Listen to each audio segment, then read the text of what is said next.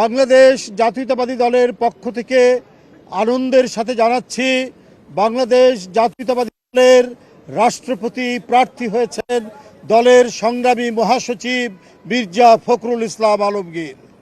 বন্ধুরা আমার, কিছুক্ষণ আগে দলের সম্মানিত চেয়ারম্যান এবং গণপ্রজাতন্ত্রী বাংলাদেশ সরকারের প্রধানমন্ত্রীর সাথে বৈঠকে এই সিদ্ধান্ত গৃহীত হয়েছে, বাংলাদেশ জাতীয়তাবাদী দলের প্রার্থী হয়েছেন মির্জা ফখরুল ইসলাম আলমগীর এবং তিনি প্রার্থী হওয়ার সাথে সাথে বাংলাদেশ জাতীয়তাবাদী দলের মহাসচিব এবং জাতীয় স্থায়ী কমিটির সদস্য পদ থেকে পদত্যাগ করেছেন।